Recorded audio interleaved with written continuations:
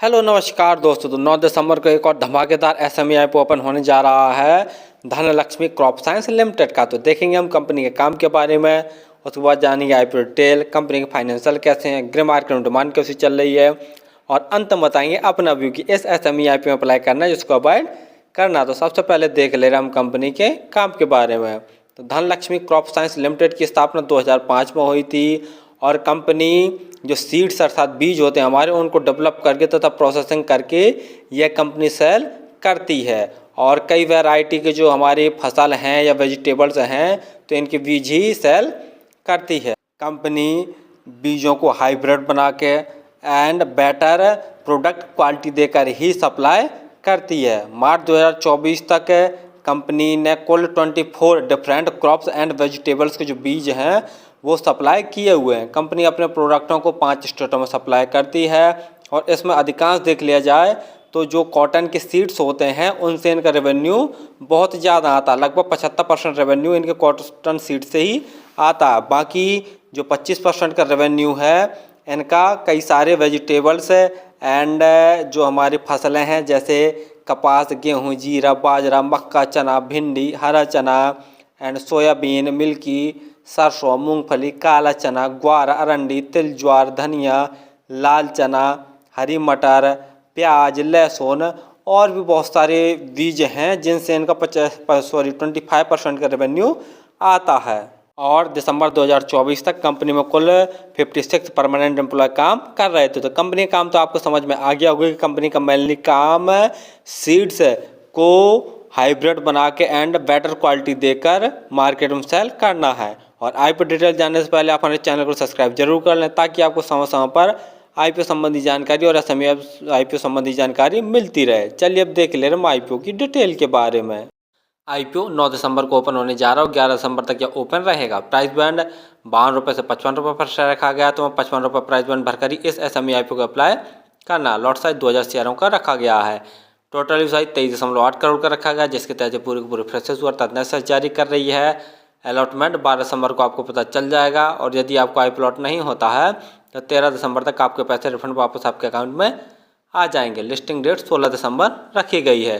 Reservation में QIB के लिए 50%, रिटेल भाइयों के लिए 35%, एचएनआई कैटेगरी के लिए 15% का रिजर्वेशन रखा गया है। रिटेल कैटेगरी में यदि आप एक लॉट अप्लाई करते हैं तो आपको 1,10,000 रुपये खर्च करने पड़ेंगे और रिटेल कैटेगरी में एक ही लॉट अप्लाई किया जा सकता है।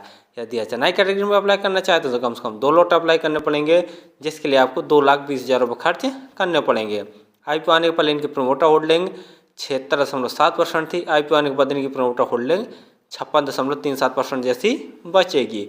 आरओई 33.82%, आरओसी 39.07% है। डेब्ट ऑन इक्विटी 0.06 है। वहीं पी 24.18। आरओई और आरओसी देखते हैं तो बहुत दमदार है। डेब्ट ऑन इक्विटी भी 1 से कम है। जैसा फाइनेंशियल देख रहे हैं तो ऑल अमाउंट सभी के सभी लाख में दिए हुए हैं। कंपनी के एसेट्स साल दर साल लगातार बढ़ रहे हैं। रेवेन्यू देखते हैं तो मार्च 2022 में कंपनी का रेवेन्यू 3,543 लाख का था जो कि बढ़कर मार्च 2023 में 4,664 लाख का हो गया है। और मार्च 2024 में कंपनी का रेवेन्यू बढ़कर 6,375 लाख का और सितंबर 2023 यानी 6 महीने के अंदर ही कंपनी ने 11,996 लाख का टोटल रेवेन्यू जनरेट कर लिया। तो रेवेन्यू में जैसा देख रहे हैं साल दर साल जबरदस्त ग्रोथ देखने को मिल रहा है। वहीं प्रॉफिट आफ्टर टैक्स देखते हैं तो मार्च 2022 में कंपनी ने 58 लाख का नेट प्रॉफिट जनरेट किया था जो कि बढ़कर मार्च 2023 में 299 लाख का हो गया है। मार्च 2024 में इनका प्रॉफिट बढ़कर 465 लाख का और सितंबर 2024 6 महीने के अंदर ही कंपनी ने 820 लाख का नेट प्रॉफिट जनरेट कर लिया था। प्रॉफिट आफ्टर टैक्स में भी साल साल जबरदस्त ग्रोथ देखने को मिल रही है।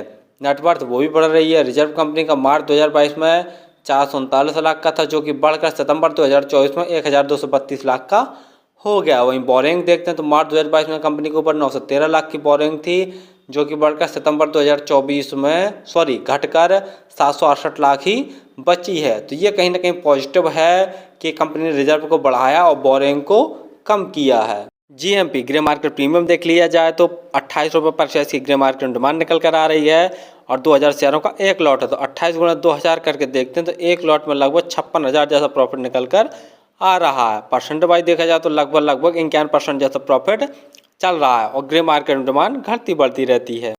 फाइनली हम देखा कि धनलक्ष्मी क्रॉप साइंस लिमिटेड का काम है बीजों को डेवलप करके प्रोसेस करके हाइब्रिड बनाकर बेटर प्रोडक्ट क्वालिटी देकर मार्केट में सप्लाई करना है। तो कंपनी का काम तो ठीक ठाक है और जैसा जानते ही होंगे कि जो 75% इनका रेवेन्यू है वो कॉटन सीड से ही आता है। तो कंपनी का काम तो आपको समझ में आ गया होगा। दूसरा, कंपनी का फाइनेंशियल देखे ले रहे हैं तो वो भी बहुत दमदार है। साल साल इनके रेवेन्यू में ज़बरदस्त ग्रोथ देखने को मिल रहा है, प्रॉफिट आफ्टर टैक्स में भी ज़बरदस्त उछाल देखने को मिल रहा है। कंपनी का रिजर्व भी बढ़ रहा है और साथ साथ में कंपनी ने अपनी बोरिंग को भी काफ़ी कम किया। तो कंपनी के जो फाइनेंशियल तो वो तो बहुत दमदार हैं और कहीं ना कहीं ये अपनी जो प्रोडक्ट क्वालिटी है वो बहुत बेटर तरीके से मार्केट में प्रोड्यूस कर रही है, तभी इसका जो रेवेन्यू है प्रॉफिट आफ्टर टैक्स में ज़बरदस्त उछाल देखने को मिल रहा है। और एग्री मार्केट में जैसा डिमांड भी देख रहे हैं तो ठीक ठाक डिमांड निकल कर भी आ रही है। लगभग आज के दिन एक लॉट में 56,000 जैसा प्रॉफिट निकल कर आ रहा है। पी वाइज भी ठीक ठाक वैल्यूएशन पर ये अपने आईपीओ को लेके आए हैं। तो फिलहाल तो मैं इस SME IPO में अप्लाई करूँगा, लेकिन लास्ट डे ही अप्लाई करूँगा। दो चीज़ें ज़रूर देख लूँगा कि इसकी जो ग्रे मार्केट में डिमांड है वो 40% से नीचे ना गिरने पाए और टोटल सब्सक्रिप्शन भी कम से कम 200 गुना से ज़्यादा हो जाए। और आप किसी भी IPO या SME IPO में अप्लाई करें तो एक बार स्वयं का एनालिसिस करके स्वयं के रिस्क पर ही किया करें। धन्यवाद।